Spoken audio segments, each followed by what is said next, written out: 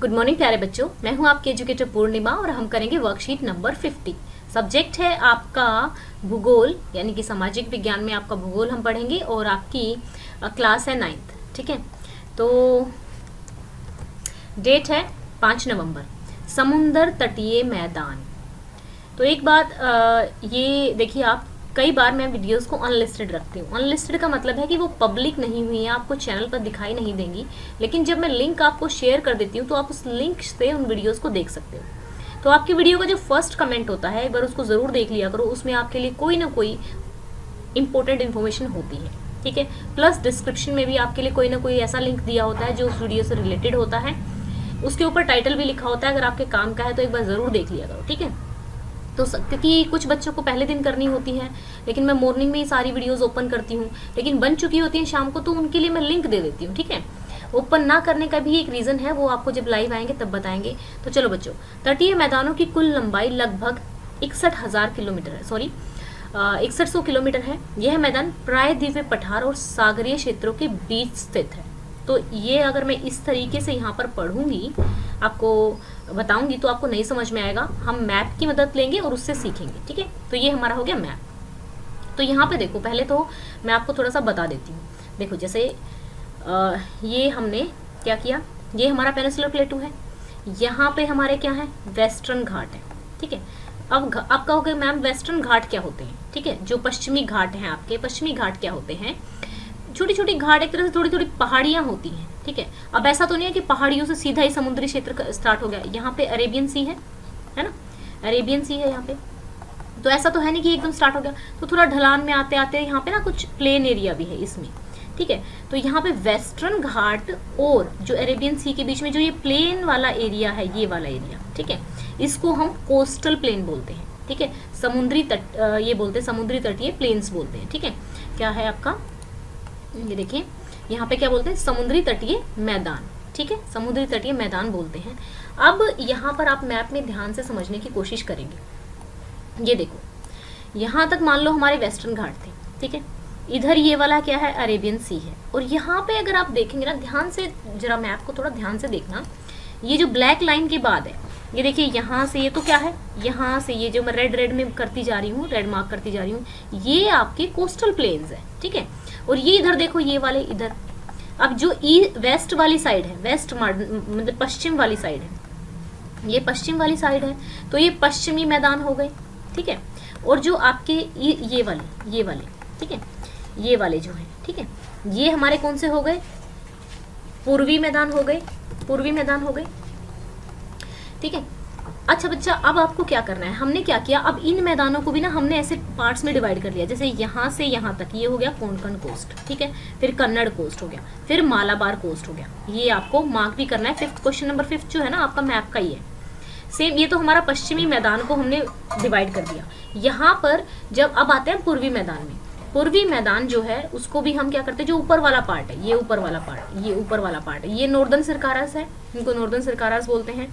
और जो नीचे वाला पार्ट है उसको कोरमंडल कोस्ट बोलते हैं। अब एक और चीज़ ध्यान से समझना कि देखो क्या होता है कि जो ये वेस्टर्न घाट्स है ना, ये ऊंचे हैं, तो इस तरफ से जब नदियाँ इधर से ओरिजिनेट होती है ना, तो इसकी ढलान जो है थोड़ी कम है, तो क्या होती है, नदियाँ यहाँ पर आकर डेल्टा बना लेती हैं। लेकिन क्या हुआ, उड़ीसा और तमिलनाडु से थोड़े से जो ये मैदान जो ये हैं, तो थोड़ा सा अपलिफ्टमेंट हुआ, उसकी वजह से यहाँ पे लेक बन गई। कौन सी, चिल्का लेक और पुलिकट लेक बन गई। ठीक है, मोस्ट ऑफ द नदियाँ वैसे तो हमारी ईस्ट की यही बे ऑफ बंगाल में आकर ही गिरती हैं। कुछ नदियाँ जैसे नर्मदा और ताप्ती हैं। ठीक है, नर्मदा और ताप्ती नदी है, हिंदी में ताप्ती बोलते हैं। तो यहाँ पे अगर आप चौड़े देखेंगे ना, यहाँ पे इन घाटों की सबसे ज़्यादा चौड़ाई है। अगर आप बात करेंगे पश्चिमी घाटों की चौड़ाई यहाँ पर ज़्यादा है, और यहाँ पे तो भीड़े हो जाते हैं ये। तो यही सारी बात आपकी वर्कशीट में लिखी हुई है। तो चलिए अब हम करते हैं, अपनी वर्कशीट में से पढ़ते हैं, अब आपको समझ में आ जाएगा। तो अब ये कह रहा था कि 6100 किलोमीटर है। ठीक है, ये 6100 किलोमीटर क्या चीज़ है, क्या किसको बोल रहा है 6100 किलोमीटर, यानी कि ये जो पूरा है ना, ये पूरा एरिया, ये पूरा का पूरा एरिया, इसको बोल रहा है वो 6100 किलोमीटर। ठीक है, ये बात समझ में आई। अब ये वाले जो मैदान है ना, ये चौड़े हैं, आपको दिख ही रहे हैं चौड़े हैं, तो इनकी जो चौड़ाई है वो 80 से 100 किलोमीटर है। अब कहोगे 80 से 100 किलोमीटर का क्या मतलब है, क्योंकि ये कहीं से भीड़े हैं, जैसे यहाँ से चौड़े हो गए, फिर यहाँ पे जाके भीड़े हो गए, यहाँ पे चौड़े हो गए, और इनकी जो है 10 से कुछ आगे तक इसकी चौड़ाई है। ठीक है, तो अगर आपसे पूछा जाए तो जो पूर्वी मैदान है वो क्या है, वो ज्यादा चौड़े हैं। तो चलिए बस यही बात आपको पूरी इसमें बोली हुई है कि इनकी विशेषताओं के आधार पर हमने इसको पश्चिमी और पूर्वी तटीय मैदान में विभाजित कर दिया। जो पूर्वी तटीय मैदान है उत्तरी भाग में, यानी कि ऊपर की तरफ मैंने बताया था, तो इनको क्या बोलते हैं, उत्तरी सरकार बोलते हैं, और कोरमंडल तट के नाम से भी इसको जाना जाता है। तो मैंने दिखाया था यहाँ पे देखेंगे, ये देखो, ये बोला था मैंने, ये वाला मैं थोड़ा साफ कर देती हूँ। तो देखो अब मैंने बताया था कि ये नॉर्दर्न सरकार, ठीक है, उत्तर सरकार, ठीक है, ये हमारा कोरमंडल कोस्ट हो गया ये वाला। अब इस वाले को भी 3 पार्ट्स में ही इसी तरीके से बांटा हुआ है, ये भी आपको आगे बताएंगे। तो मैं ऑलमोस्ट सारा बता चुकी हूँ, जो भी वर्कशीट में लिखा हुआ है एक बार पढ़ोगे तो सब समझ में आ जाएगा। देखो उड़ीसा में महानदी डेल्टा के दक्षिण में चिल्का झील है, ठीक है, जो कि भारत की सबसे बड़े खारे पानी की झील है। अब 1 नंबर का क्वेश्चन आएगा तो आप कहोगे कि मैम ये तो पढ़ाया नहीं था। अब ये लाइन सबसे इंपॉर्टेंट है इसमें, ठीक है। अब आपसे पूछा जाए भारत की सबसे बड़ी खारे पानी की झील कहाँ पर है, ठीक है, कहाँ पर है भाई, उड़ीसा में महानदी डेल्टा के दक्षिण में क्या है, चिल्का झील है, जो कि क्या है, खारे पानी की सबसे बड़ी झील है। इस तट की चौड़ाई मैंने बताई थी 80 से 100 किलोमीटर के बीच है। अब इसके 3 मुख्य कारण हैं। मैंने बताया था कि पश्चिमी घाट से, पर्वत से कुछ जो नदियां निकलती हैं वो पूर्वी तट तक जाती हैं, ठीक है, उनकी तरफ झुकाव है।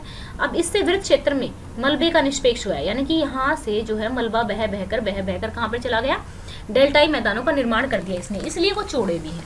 अब पूर्वी घाट के पर्वतों के अपर्दन के कारण, जो घाट पे जो पर्वत थे वहां पे उनका भी अपर्दन होता गया, तो इनका और ज्यादा फैलाव हो गया, इसलिए भी चौड़े हैं।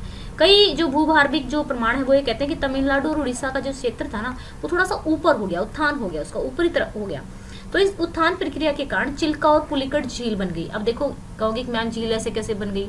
अब एक बार बताओ, मान लो ये ऐसे बहती हुई नदियां आ रही थी, लेकिन ये ढलान थोड़ी सी उठ गई, मान लो ढलान थोड़ी सी उठ जाती है यहाँ से, तो क्या होगा, यहाँ पे जो पानी अगर यहाँ बहकर आ रहा था तो वो यहाँ रुक जाएगा ना पानी, तो इस तरीके से वो यहाँ पर झील बन जाती है, ठीक है।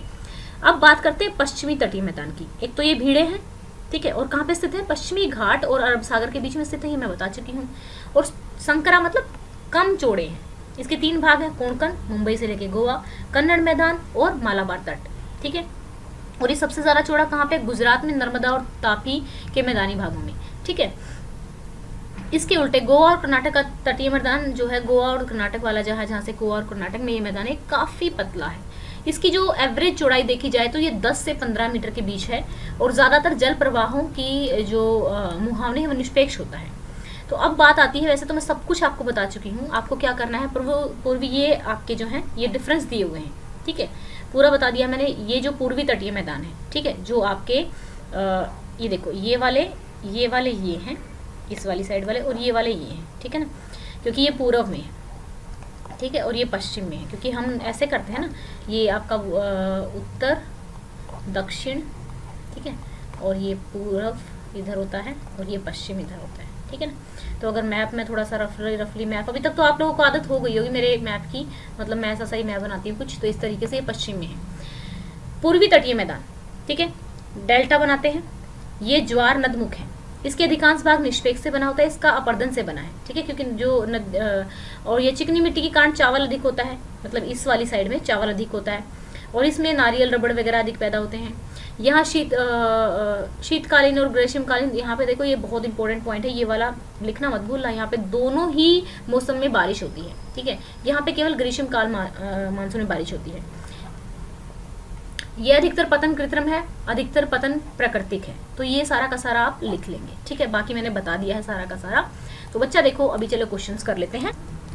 एक और बात, कमेंट जरूर किया करो, क्योंकि आपके कमेंट से मुझे पता लगता है कि आप लोगों को कितना समझ में आ रहा है, ठीक है, और वो मुझे मेरे लिए एक तरह से मोटिवेशन का भी काम करते हैं कि चलो ठीक है बच्चों को बहुत अच्छे से समझ में आ रहा है, तो मुझे अच्छा इंटरनली अच्छा लगता है, ठीक है। भारतीय सीमा में लाइक्स तो अच्छे ही लगते हैं, डेफिनेटली लाइक तो किया ही किया करो, साथ के साथ कमेंट भी कर दिया करो।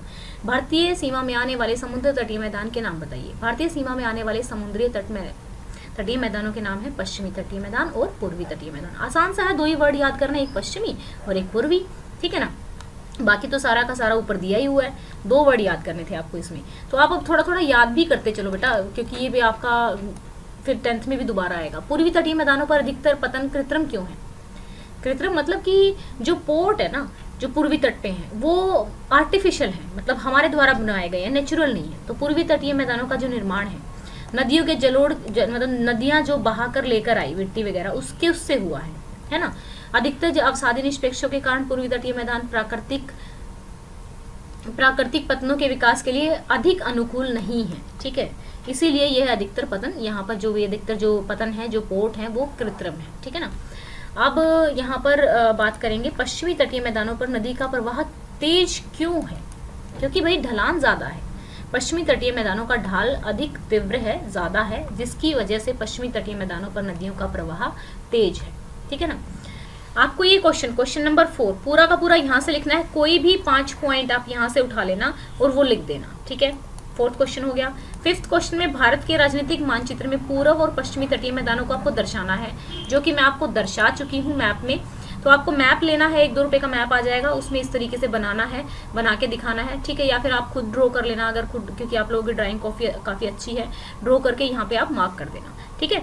तो ये थी हमारी आज की वर्कशीट। आई होप आपको अच्छे से समझ में आ गया होगा।